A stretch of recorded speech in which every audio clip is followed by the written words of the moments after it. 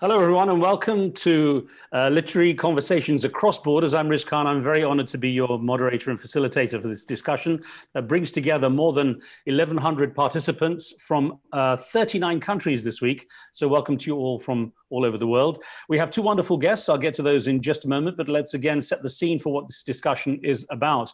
Of course, a lot is centered nowadays on the coronavirus, the COVID-19 pandemic, and its lockdown that affects everyone globally. And of course, that's putting all kinds of pressures and stresses on us as we try to deal with it, not just, of course, the science of it in terms of protecting ourselves with equipment and social distancing and all the other recommendations we have, as well as the staying at home as much as possible. But also, of course, it's putting pressure on families in terms of the emotion of being together for long periods of time and sometimes the stresses that come as a result of those. And of course, it's putting a lot of people in the position of having to think about their faith and how that's been affected. Many people, of course, can't gather for religious prayer as they have been able to in the past, which is, of course, a very emotional thing for a lot of people. And of course, there is the issue of wondering what this virus may have in terms of any kind of religious significance. So these are the kind of issues we'll discuss as we get into this discussion this evening here in Dubai time. I want to welcome in our two guests. We have His Excellency Omar Saif Ghobash, is an Emirati diplomat and author, and he is the Assistant Minister in the United Arab Emirates Office of Cultural Diplomacy. Watching the misunderstandings and inaccurate portrayals of Islam in certain places around the world prompted him to communicate with his young sons about the importance of the true message of Islam, which he did through a best-selling and inspiring book, Letters to a Young Muslim. And we have with us also Leslie Hazelton, who's an award-winning journalist, historian, blogger, and author of a number of books, and particularly interesting one, of course, being The First Muslim, which is a look at Islam through the eyes of the Prophet Muhammad, peace be upon him, and how the Muslim holy book, the Quran, was revealed to him. Leslie Hazelton has, of course, a lot of experience discussing issues of faith and religion, so we're very honored to have her with us as well. So our big question for this discussion on the issue of faith is, will science be the new religion in the post-pandemic world? Let's start with a question to each of our panelists to get this debate going. And I guess one of the things that has struck me is that major events that affect a large population, such as military conflict or natural disaster, and as we have it now, the COVID-19 pandemic, are experiences that create stress in society. To what degree do you believe that such stress is a driving force for people to turn to their faith as a source of either protection or comfort? I'm going to start with Omar Ghobash first and just see what your perspective is on that. Thank you, Riz. Can you hear me well? Yes, thank you. Excellent. You presented this as though we're going to have a debate and that we're on opposite sides of a particular position. Actually, Leslie and I are probably more likely to be on the same side. When it comes to what's happening with COVID and faith, I get the impression that actually people have now, including myself, have turned to CNN and Sky News and sort of public broadcasts, and we listen to the experts and these public spokespeople speaking as though they were talking some divine truth, and we hang on their every word and we interpret them much more than we would interpret, say, a U.S. president's points. Yeah, and there is a certain kind of parsing of the language and trying to figure out, and I mean, here in my own home, we have almost Talmudic discussions with the family about what exactly is possible and what isn't possible, and what might be a worthy risk and what isn't. So, in that sense, I think, yeah, we're splitting hairs of all kinds of things. So, in that sense, perhaps there has been a turn to a kind of religion.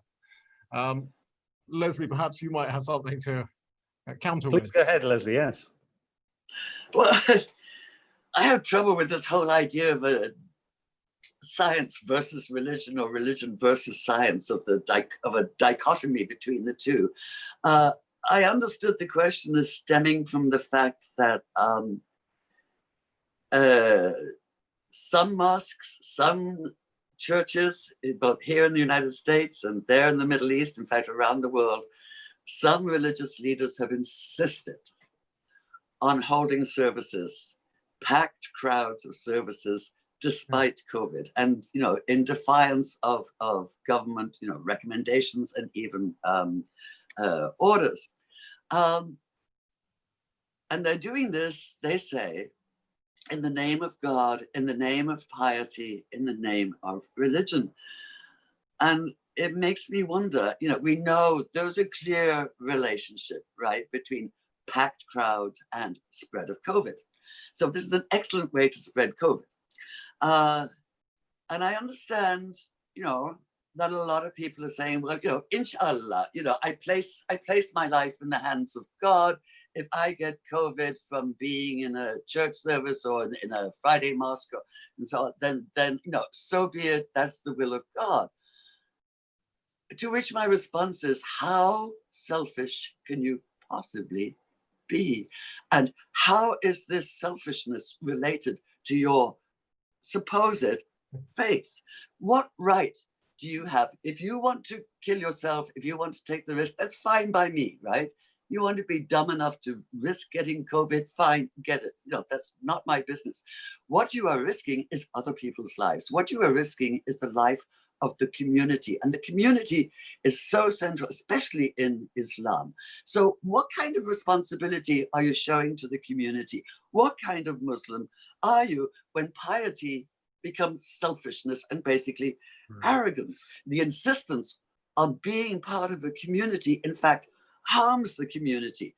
And this is in direct contradiction to everything in the Quran, where the community and the welfare of the community is uppermost. Leslie, I was going to actually get onto that issue of communal worship a little bit in the conversation. At this point, what I was getting at in that opening question, and I didn't see you and Omar as being on opposite sides in any way, but I do wonder whether you think that faith provides some degree of comfort, at least, and I don't mean in terms of having to go for communal worship, but as a psychological thing. Is it comforting? Do people see it as a way to protect themselves? I don't know if people see it as a way to protect themselves, but yes, of course, there's comfort in it. That's why religion lasts. There is comfort in a certain kind of surrender to what is happening rather than struggling against it all the time.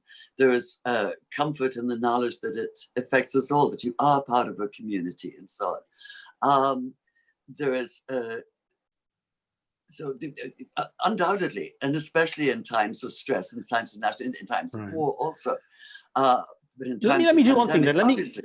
Leslie, let me get Omar Gobash's response to this, what you had said earlier about people perhaps being selfish if they think that they're still entitled for communal worship. I want to get His Excellency's response to that. I think this is a subject that needs to be discussed. It's not, in society itself. I think there have been different approaches to this. The major part of the Muslim world has, all agreed basically to stop going to the mosques, or if you're going to go to a mosque, then you do the social distancing or physical distancing that's required.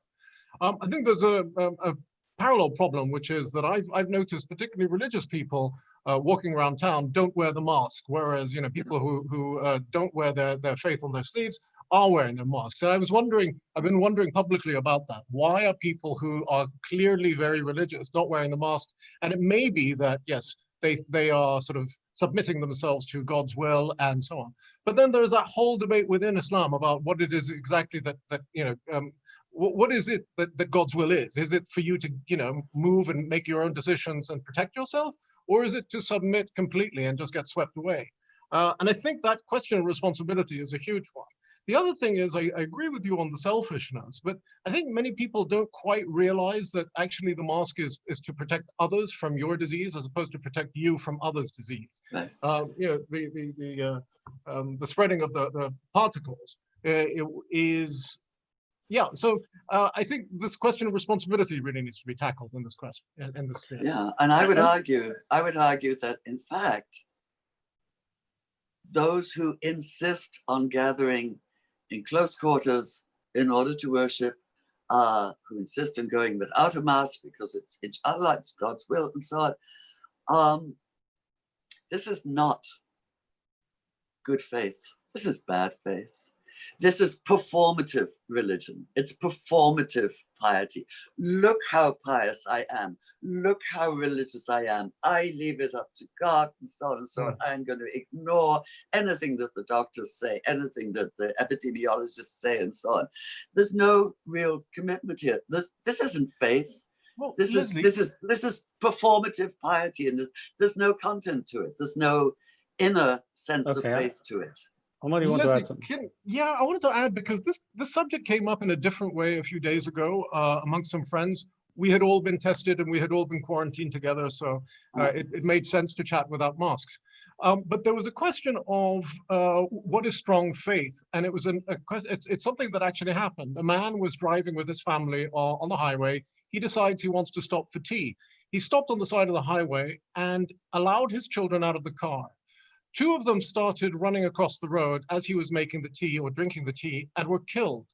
And the story is that he had such powerful faith in God that he was not affected by the death of his children. And he said, well, you know, this is God's will.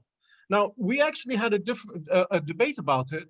It wasn't that clear. So many people were admiring of his faith. And then there were the others who were saying, what kind of faith is it that says you're not fully responsible for those around you? And I think it's the same kind of thing, but maybe it just gives a kind of starker contrast and one that is actually, you know, acted out in real life, and it's quite horrific.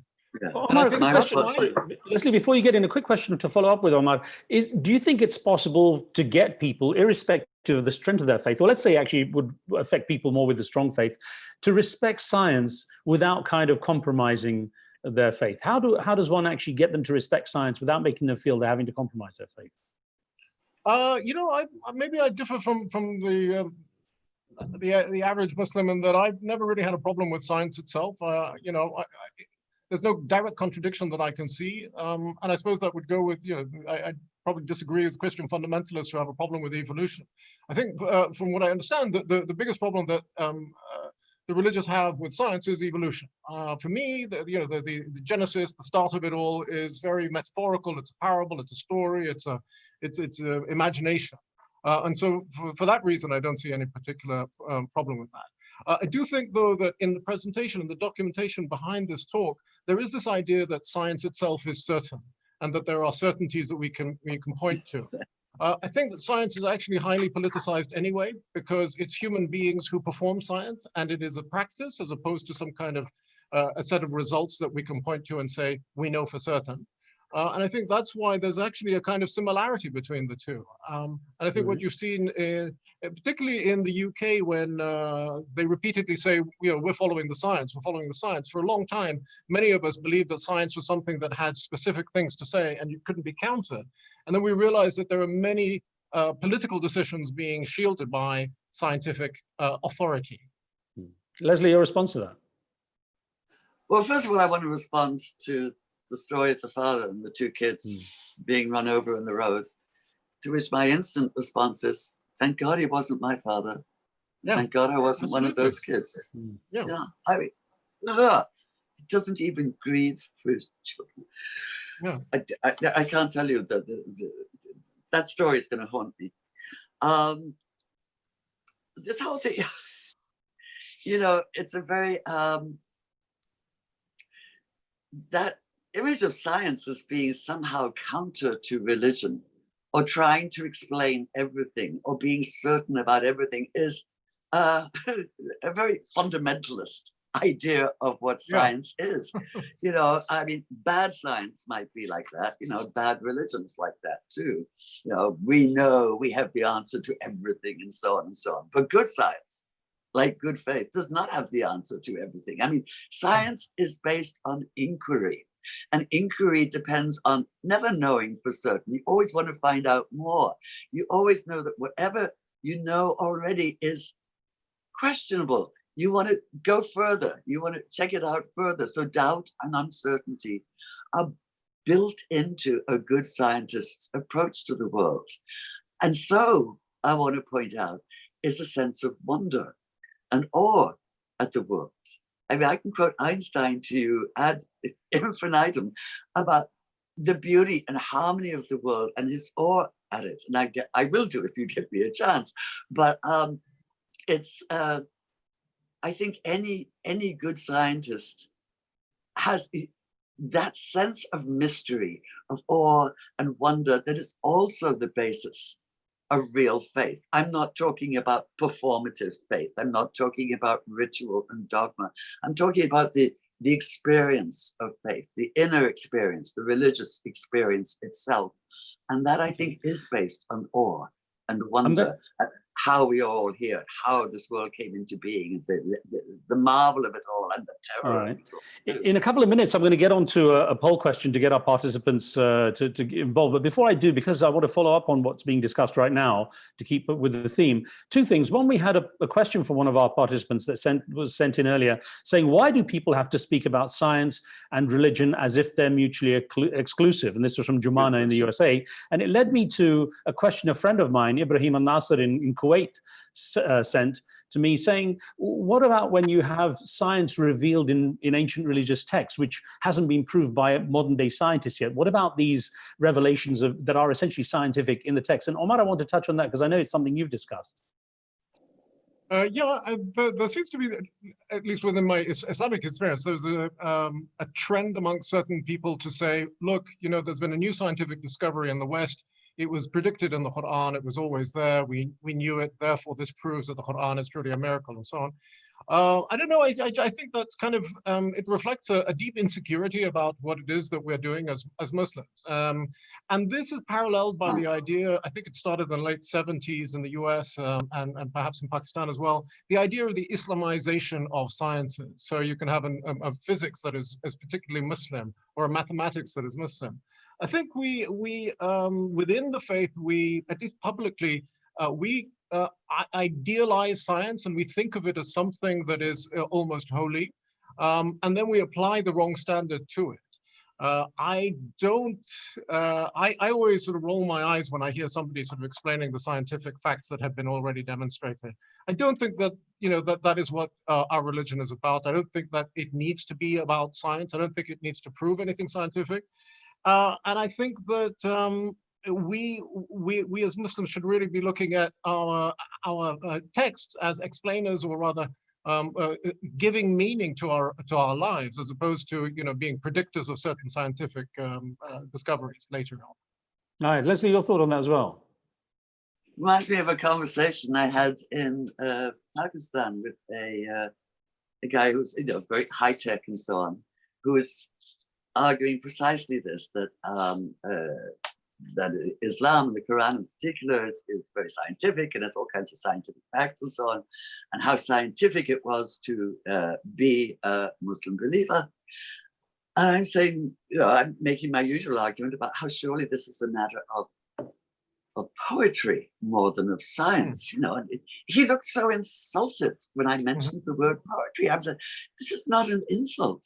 This is beauty. This is harmony. This is everything that Einstein talked about. Why are you insulted by the idea of being poetic? Why are you trying to limit yourself to a very, very narrow definition or narrow concept of what science is?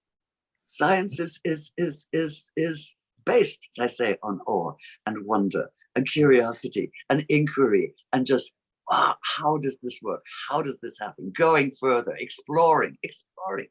I like to point out to people in America, often when I'm doing moderating events and stuff in live events, I like to tell them that actually the words alchemy and algebra both actually come from the Middle East. Religion apart, they're actually something that they don't realize the roots of those words. I'm going to get in a poll question here, so our participants, let's say we have about 1,100, more than 1,100 in 39 countries joining us watching this. So the first poll I want to bring up here is about people attending communal religious worship centers, because that's going to be an interesting thing to look at in just a moment when we get the result. Post-pandemic, this is what the question says, the poll question.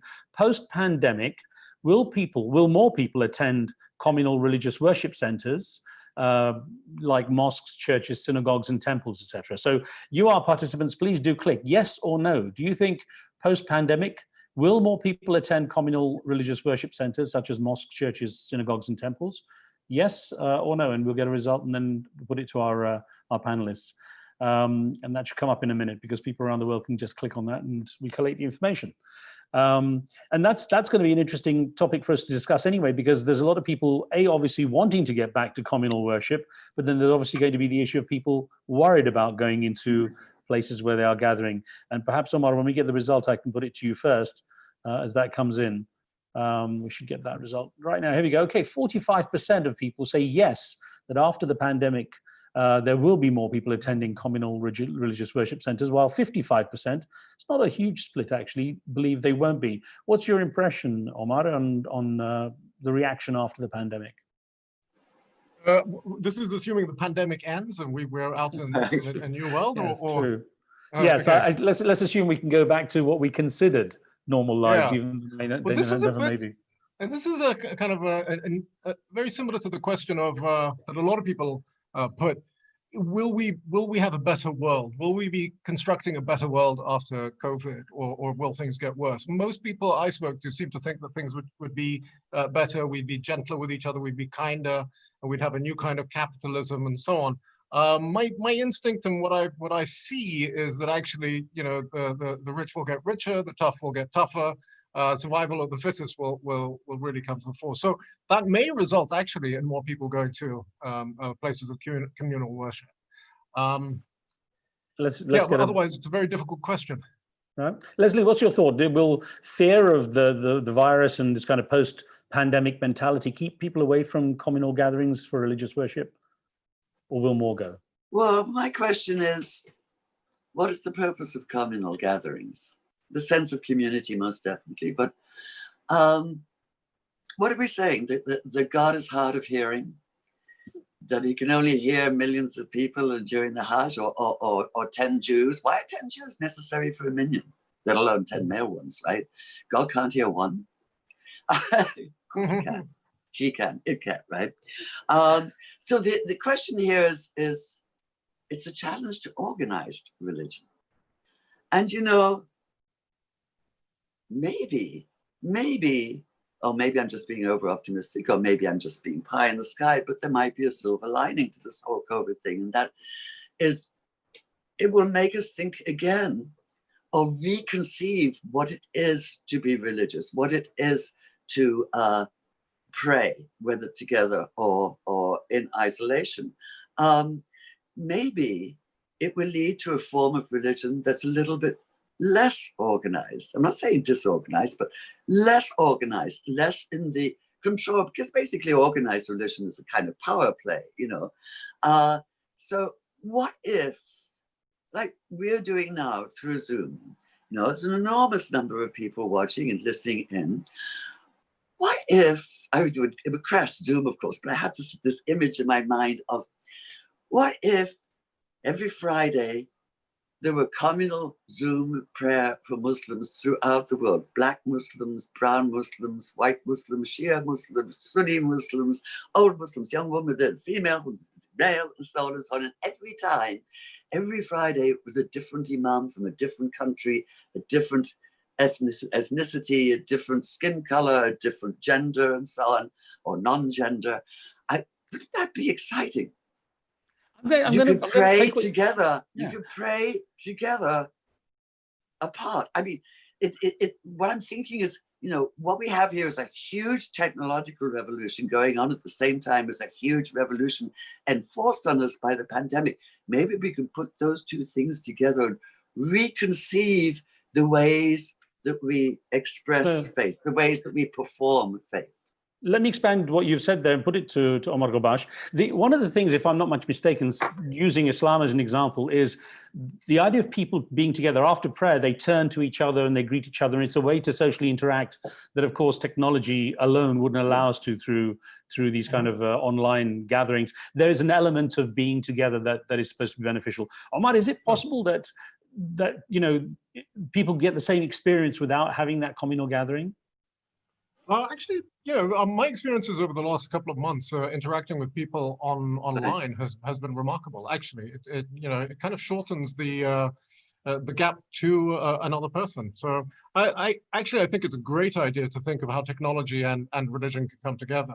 And there's absolutely no reason why we couldn't sort of develop a virtual reality mosque. So you are sitting beside your fellow Muslim, and you know, have for all of the other faiths if necessary. So I think that kind of out of the box thinking is great, but I just don't see within the traditional Orthodox structures any of that really happening. Well, that's what I was wondering, whether or not people emotionally can. I mean, obviously you're applying a fair amount of logic and you're tech savvy and so on, but for a lot of people there isn't that kind of option. Yeah, I'm not tech savvy at all, to be honest. I had my son set this up for me. So, That's fair enough. yeah. And he's But giving you I, that I, amazing angelic lighting. We have to point that out. especially for today. That's exactly it. But I would say that I find it interesting that in Western states, particularly in Western Europe and in the US, there are very innovative and creative thinkers about religion in general, but in Islam, about Islam in particular. And some of the leading figures within the Muslim world are actually Western-born or converts from Western countries, which to me shows that there really is a kind of a wedge that can be put in place to push our thinking into so that it's more aligned with what is possible than what isn't. You know, I'm going to bring in a question that came in from a viewer as well, because this is an interesting thing relating to what we're talking about. I'm sure there are people who are listening, some that might take offense at the idea of religion going online exclusively, for example, and some people, you know, taking offense to various perspectives on religion. So I'm going to just put this to you, actually, Leslie. It's coming from Hamdan in the UAE, who says, how can we discuss and debate religion in a very religious society? There are, for a lot of people, restrictions in what they can and can't say. Hi, Hamdan. It's an excellent question. When there are restrictions on free speech, and both social and legal. I should point out, by the way, there may not be official restrictions. Sometimes a person themselves feels conditioned not to question as well. Yeah. So that's an element too. Yeah, and that's where I think, you know, this tech revolution has played a huge part. It's allowed so many people who were kind of closed in to discover what's happening elsewhere. I mean, the example that Omar brought up of so many really progressive, interesting leading Muslim thinkers here in the United States is astonishing, and people are getting to hear them. So instead of these sort of sorry, old white men with beards, but instead of the old white men with beards droning on and on and on, you know, so like sometimes I wonder, God, do Muslims just enjoy being preached at all the time? You know, I mean, it's endless, you know, for hours on end. But now there's real thinking going on and real interacting going on. And yes, of course, interacting can happen online. It's what we're doing right now, right? It's, and like Omar, I've had, you know, in this last couple of months, it can be actually more intense because you're focused, right? Yeah, you're not distracted by this and that and so on. And it's, you know, everything from book clubs, reading Shakespeare, doing Pilates mat, and so on and so on. All these things which, you know, are totally trivial compared to, you know, well, not Shakespeare, he's not trivial, but compared to what we're talking about now could also be, you know, this is a space for real interaction, and real interaction beyond what we were capable of before. Before we had to be face to face in the same physical space. We don't need that anymore, so we can reach out. So, so long as the governments, so long as authoritarian governments do not, which they do, I know, do not clamp down on social media, do not turn off Twitter and Facebook and so on and so on. So long as they do not do that, and this is why they do clamp down, because they can see that this is how people are exploring, are thinking. You know, if you're an authoritarian government, the last thing you want is a population capable of thinking.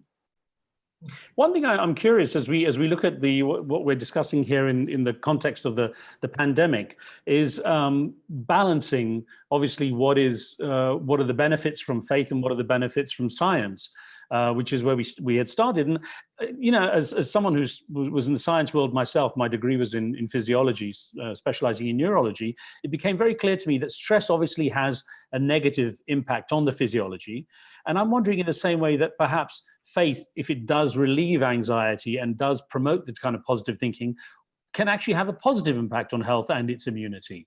Of course it does. Well, Leslie, go ahead first. Yes, of course it does. I mean, you know, it's a bit weird to think of it in physiological terms, but yes, we know it does, right? We know that people who have religious faith, and again, I'm talking about faith. I'm not talking about performative religion. I'm talking about real faith, right? Inner faith, inside faith. Yeah, it helps you through, and much more difficult without it. You have to do a lot more thinking and a lot more struggling. It's worth it, in my opinion, since I am a resolute agnostic, but not, I can see that not many people might want that. But the people I know of real faith are not those who perform it most. Those who perform it most are very often, so far as I can see, those who lack that inner faith, that inner sense of the transcendent, of the divine, of the infinite, or however you want to think of it, whether you call it God or Allah or any other name. That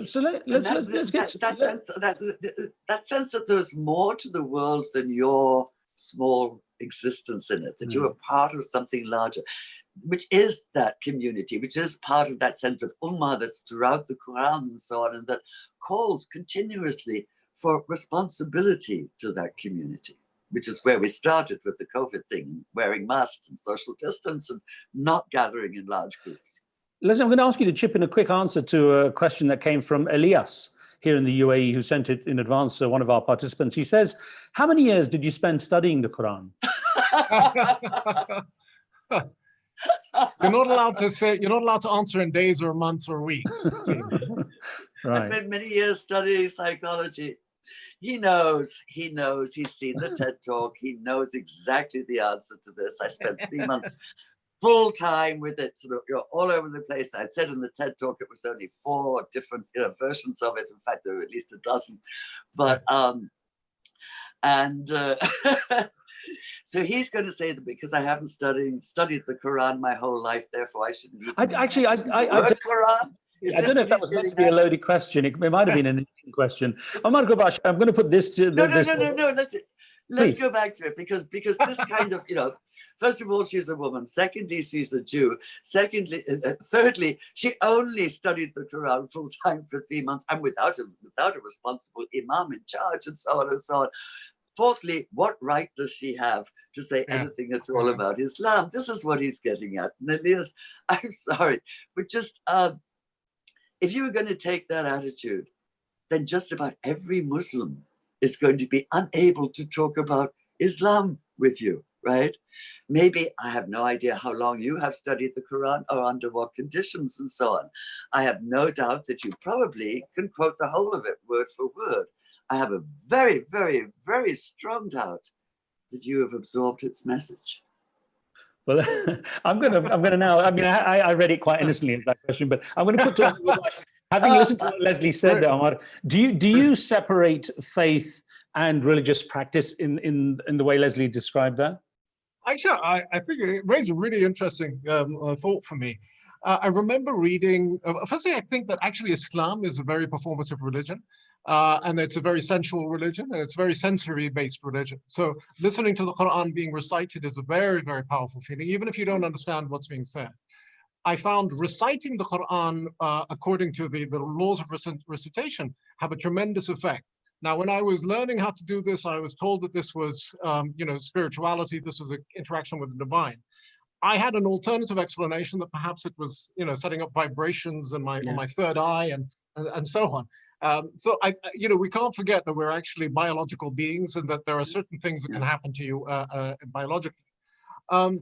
I also remember reading that dancing in groups has the same kind of biochemical syncing effect.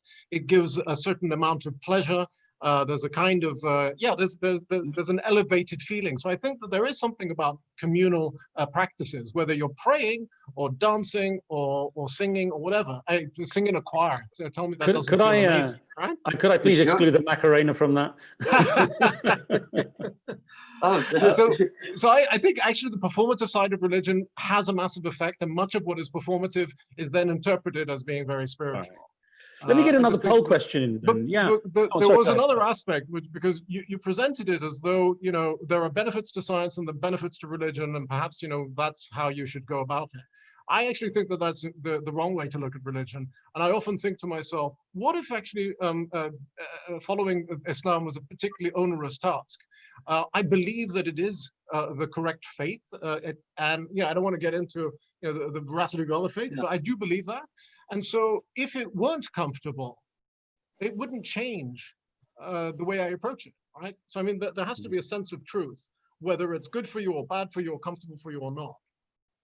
Let me bring in a poll question here because it touches on what we're discussing too. This second poll question asks about science and faith being balanced. And the question is, and I ask our participants who are all listening in right now to get ready to vote and just click yes or no on this. The question is, do we need faith, gut instinct, and emotional intelligence in addition to clinical sciences to overcome the pandemic? So that's the question. Do we need faith, gut instinct, and emotional intelligence in addition to clinical science to overcome the pandemic? Click yes or no, and we'll get a vote on that fairly quickly. While we're discussing that, while we're waiting for the result on that, actually, from what I gather, there's a lot of science in the religious practice anyway. For example, there are people who interpret it that way. For example, with prayer, the movement, the way the positions of the movements are, for example, promoting blood flow. This is the kind of things I hear, that the recitation, as you say, has certain vibration and tone that can have a positive impact.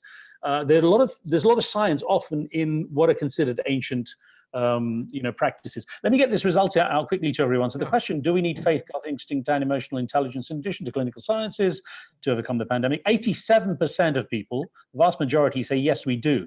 So we need a combination. 13% say no, we don't. So thank you for clicking on that vote. We'll get one more poll in before the program ends. Can I respond to the question that you put, the poll? It would seem to me that it's quite clear that you need emotional intelligence. The disease is a social thing. It spreads socially, and you need a bit of social intelligence to figure out that you shouldn't be doing certain things. Clinical science isn't going to explain that to you. It'll just tell you this is how you get the disease. So, Leslie, what did you make of that poll? People looking really for a balance between the clinical sciences. I agree, except for the thing about gut instinct. Gut instinct, I don't think is going to get us anywhere. Gut instinct says, I'm not sure what gut instinct says. Gut instinct for some people says fear, run away, and so on. Gut instinct for others says screw it all. Gut instinct for others says. I think some of the eating habits in isolation probably leading to gut instinct in a number of ways. Perhaps you should have put, sorry. Should have put in common sense instead of gut instinct. Yeah. Yes. Maybe that was the reference. I think that was the idea. So just carrying on with this. At what point? Well, I want to ask each of you individually, and Leslie, starting with you, where do you see the boundary between faith and science to lie? At what point does science lose its relevance to faith for some people? Okay, I threatened to read you Einstein. Hand up. Okay. Now you're going to get Einstein. This is what he said: the most beautiful experience we can have is the mysterious. Now, he saw the universe as, and I quote, a great eternal riddle. And he said, the beauty and belief in the logical simplicity of order and harmony that we can grasp only humbly and imperfectly. And note the words here, the beauty, harmony, imperfectly, humbly. I mean, these are words that could have come from the Quran itself. Right? They're beautiful. And just look at the paradigms. Some of the leading paradigms in modern physics today. You've got Einstein's two theories of relativity, not certainty, relativity. You've got Heisenberg's uncertainty principle, not certainty. Of course, it's hard to talk about Heisenberg without thinking of Breaking Bad. Never mind. Do you have Breaking Bad there? Yeah. That's amazing. Yeah. And then you've got Gödel's incompleteness theorems, right? Incompleteness. The good science is based on uncertainty, on imperfection, on not knowing, on so much that the faith that Einstein expressed in the order and harmony of the world. This could be a religious person talking, but here's what he saw: bad science. And there's lots of bad science out there, like there's lots of bad religion out there. He called it uninspired empiricism. And I love that word, uninspired empiricism.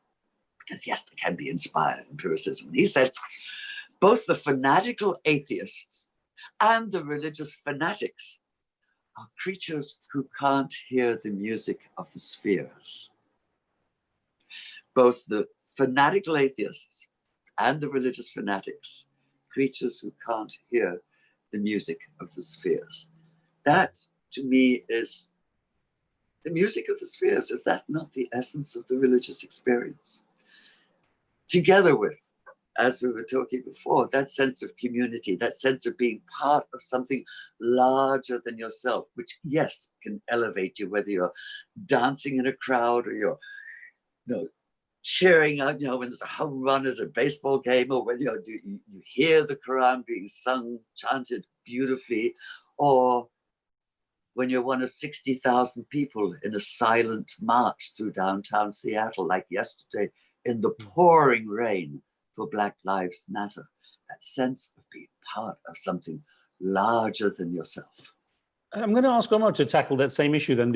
Where does that boundary lie between science and faith, and what point you see one potentially negating the other? I should chip in, by the way, I just happened to be talking to my daughter yesterday, and the joke that came up said, never trust an atom. They make up everything. Omar, over to you. That's a good one. All right, well, I can't quote Einstein because it's already been done.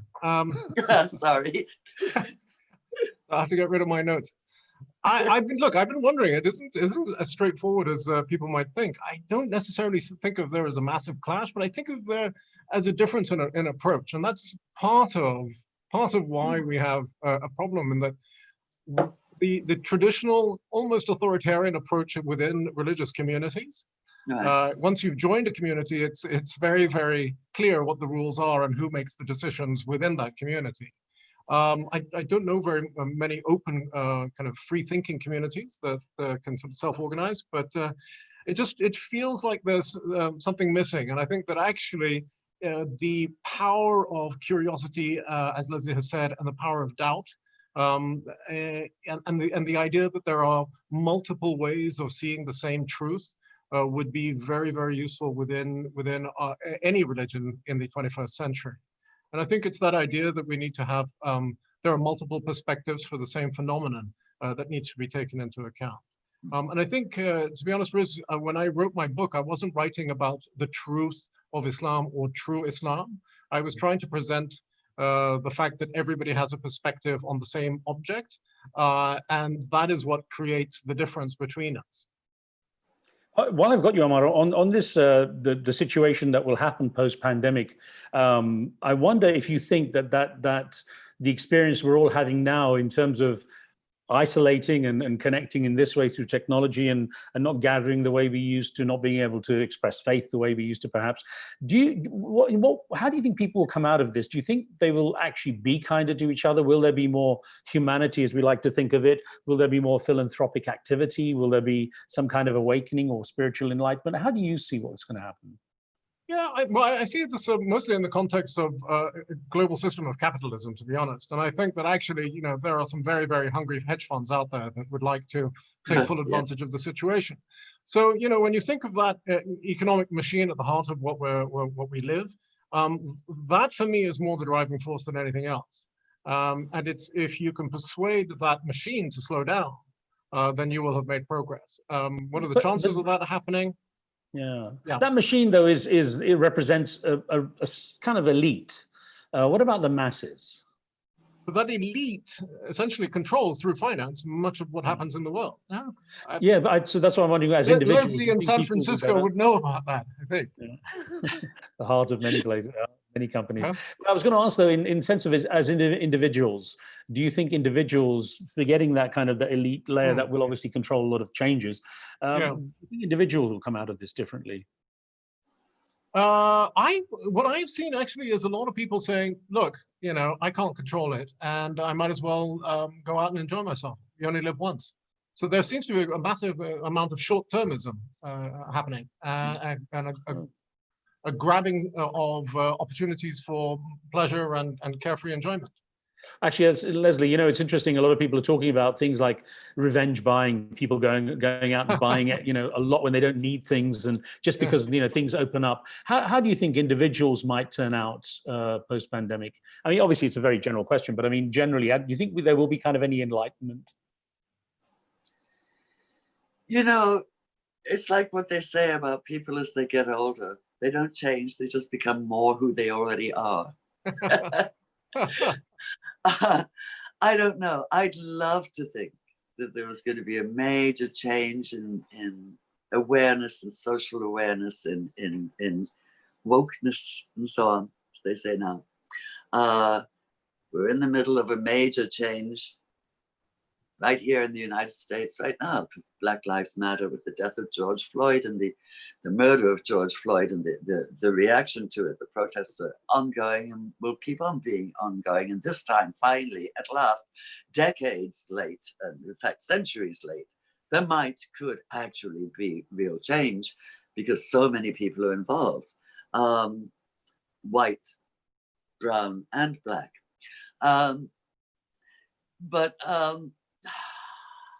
I don't know, this idea that we will get back to the old normal, will there be a new normal? The idea of normality, I think, is totally up in the air right now.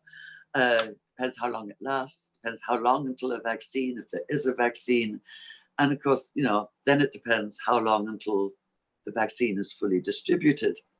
And then you have the 25–30% of Americans who are going to refuse to take the vaccine because they're anti-vaxxers, sometimes for religious reasons, sometimes just because they're dumb. Let's not put it I've got no there. bleep capability, so I'm glad you bleeped yourself. Thank you. And that's going to happen worldwide too. So, you know, we look to science right now. We're looking to the researchers to come up with a vaccine to solve the problem of the pandemic. You know, there will be another one and another one and another one. This isn't the first, right? We know it from SARS and MERS and so on and so on. We have to organize as a society, which of course was not done. We had to be prepared for more pandemics and so on. How will this knowledge change us? I don't know. I have absolutely no idea. Like I say, what you hope for the better and fear for the worst. Let me bring in a question. Actually, we have the better angels, and of course we hope. Yeah, we've enjoyed the blue skies. Let's hope they last as well. I'm going to bring in a question here from Saudi Arabia. Murshid wrote in because Omar, actually, one of the things that has come out is it's also the pandemic and the restrictions have also created negative opportunities. And in the case of Murshid here from Saudi Arabia, he says, for example, religious intolerance is on the rise in places like India, more so during this time. What's the way forward? Yeah, I read that question earlier, I think, and or at least it came up in a different form. And I didn't have an answer for myself then. I don't have an answer right now either. Yeah, there's political opportunists who will take advantage of that kind of opportunity, and division is one way in which you can build up your constituency. We've seen it in many different parts of the world, and it seems to be kind of flavor of the decade in some way. Let me put another one to you then, Omar, who's from Alan here in the United Arab Emirates. He says, how can religious institutions help non-religious people in times of crisis? Wow. I only have an example from, well, there is an example here in the Emirates where we open our mosques to, and we have people to bring in non-Muslims to show them, you know, what goes on in the mosque. The only other kind of example that comes to mind, which has been effective, comes from the Orthodox Jewish community, which is a bit funny for me to be talking about. But you know, the idea of Chabad houses. If you're Jewish but not observant, you can still sort of pop in and still be welcomed. And I know from my own experience, even if you're not Jewish, you're still welcome. So, you know, there is that sense in which, you know, religions or religious organizations can be open and accepting of you as a human being. And I think that's, you know, very admirable. I can bring in one more quick question here from a poll question, and we can discuss that. This is the third poll question we had. It says, can we find solutions from religious texts to help us deal with this pandemic? I'm going to ask our participants to vote, yes or no. Can we find solutions from religious texts to help us deal with this pandemic? So please click yes or no if you think one or the other. And we'll get that to our panelists in just a second as we enter the last sort of phase, last few minutes of this conversation.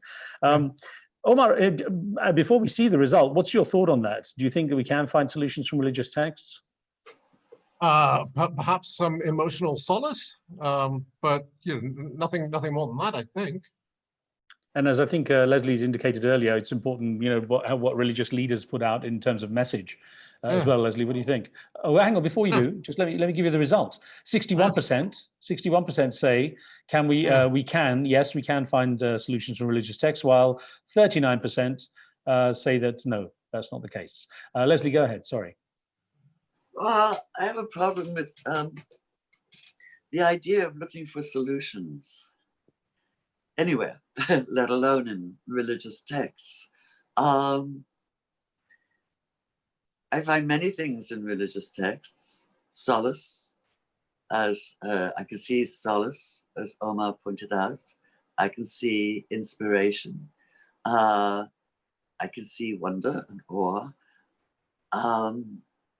But this idea of looking for solutions, I mean, many people will also look to science for solutions. The idea that there may, so I would like to introduce the idea that life is not about solutions. We're not going to solve everything, right? It's a process. It's an experience. It's an adventure. It's basically, there's only one solution to life, and that's death. You solve life when you die. That's the end of it, right? Not the best solution, really, is it? It's the inevitable solution, right? It's the resolution, as it were. So I think this idea of looking for solutions, something that will solve it all, it's very human.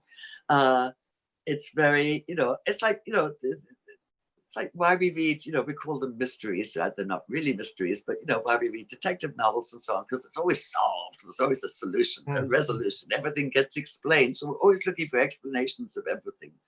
And bad science claims to explain everything. Bad religion claims to explain everything.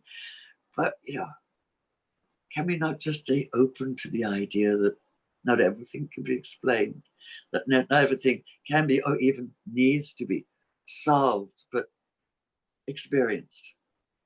That's a very wonderful, intriguing thought. I'm going to put, maybe perhaps with just a minute to spare, to His Excellency Omar Gabash. Yeah, I'm not going to respond to that. I'm going to respond to a question that you haven't asked, and it was on the list of questions, the Q&A. Very interesting question to Leslie. It's from a self-described Muslim woman, and she asks why she should read your books. And I'd like to answer it before you do, because I've read two of your books. I read two of your books, and I found them absolutely fascinating, absolutely gripping, and completely mesmerizing. Particularly the one on the Sunni-Shia divide, because it put it in a way that allowed me to take a step back from our own intercommunal descriptions of that. It allowed me to take almost an objective view, or to take an objective view of the difference. And there is something also about the way in which you imagine what an individual, in the case of the first Muslim, the Prophet Muhammad,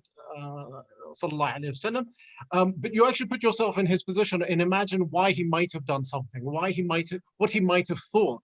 And it created such depth. It got me thinking immediately. So I would highly recommend your books to everybody, and in particular Muslims who are looking for a slightly different perspective on what we're traditionally taught.